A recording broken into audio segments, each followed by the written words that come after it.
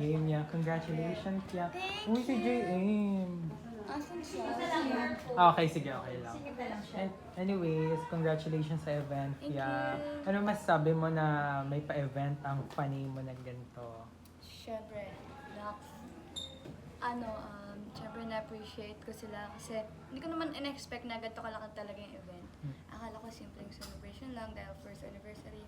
Ayun, nagpapasalamat ako sa kanila kasi umuulan, bumabagyo, pero nandito sila. Grabe yung traffic. So, ayun. Thank you, Flank Slayer.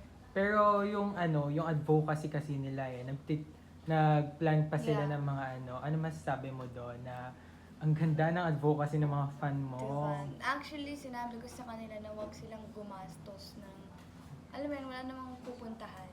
Kasi bigay sila ng bigay ng gift sa akin. Though, grateful ako, don't get me wrong. Grateful ako, pero siguro mas prefer ko yung may napupuntahan yung nililikom nilang pera. For example, charity. And, ayun, masaya ako na meron sila ng, anong tawag doon?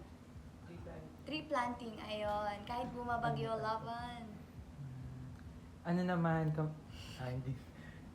Nag-ano ako ng sorry, ng question. Sa tree planting, if Huh? ever naabutan mo yung tree planting, anong gusto mong ma-plant para sa...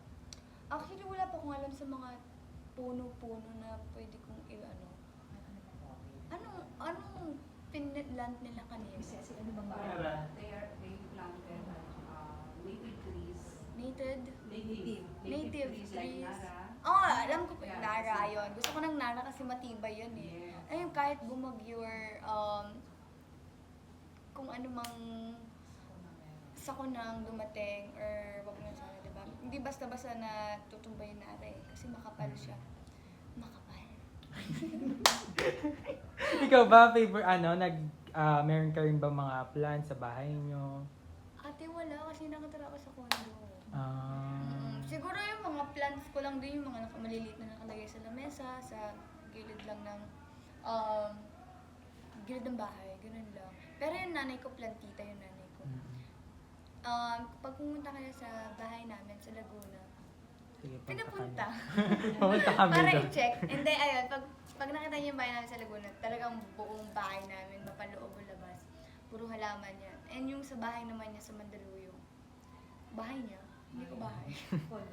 So, sa condo niya sa Mandaluyong, buong bahay namin talaga.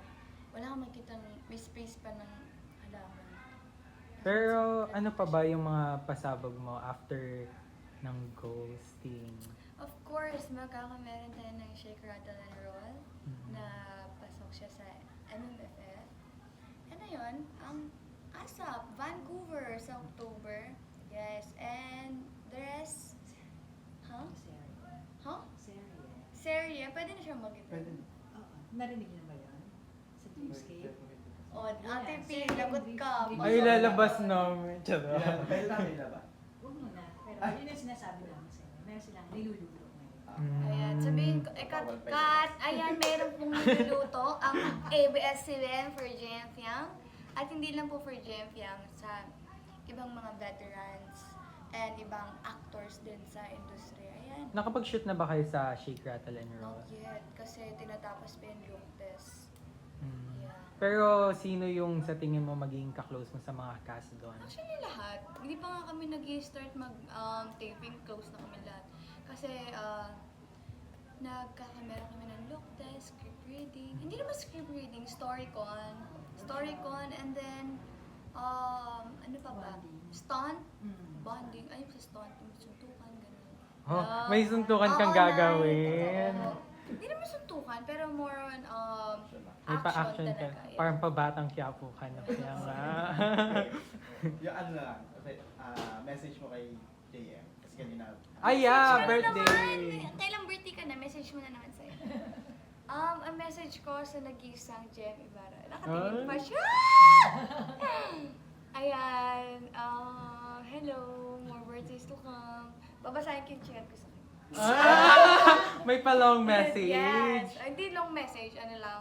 Baga private message lang, syempre. Ayan, alam naman niya yung mga wish ko sa kanya. Happy birthday again.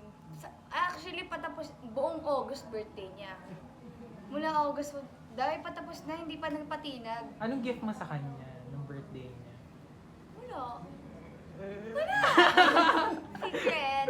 Wala akong gift. Wala. Any reaction na lang po dun sa pagkaka-extend ng ghosting? Oh. So, kasi plan daw nung pero ng book to ko. Reaction ko, I hope, you know, wala na akong sinabi. Pero umano na yun sa... We don't care. Ano lang, siguro mga sinasabi nila magkakamukto. Ayan, very grateful naman kami and I hope mas maging successful yung season 2. Yan lang. Pero ano masasabi mo na maraming Maraming Yeah, kasi natututo na ako sa'yo eh. Ano yung masasabi mo? Ang dami nagalingan sa acting niyo ni JM. As in, kahit kami, nagalingan kami sa acting mo. Nagulat kami first time mo yun, ha? Yan ko. Iyak na yan. Hindi, syempre, ang Oo, arte. diba? Sabi sa'yo. Hindi, sobrang natuwa ko and sobrang na-appreciate ko. Ayun, nung simula nabasa ko yung mga good comments about my acting, mas lalong dumala yung eagerness ko na mas galingan pa sa mga susunod kong acting project. Especially, meron kami paparating pa mga project. And hindi naman din magiging natural yung acting ko kundi dahil kay Jay. Yes. Laging kasama siya. Ikaw, JM, ano masasabi mo? Ikaw, Ibarra, anong masasabi mo daw? Nagsi-cellphone siya. Oh. Say hi to the vlog. Ano naman masasabi mo na marami rin nagalingan kay JM? Wala naman yung bago. Ah, confident? Kilig yan, nakangiti. Ay, nakangiti siya. Actually, wala naman. Wala naman yung bago kasi di pa nga kami nagsisimula ng acting project namin na ghosting. Alam kong may future talaga siya sa pag-arte kasi sobrang natural naman din talaga niya umarte. At the same time, siya pa nga yung nagturo sa akin.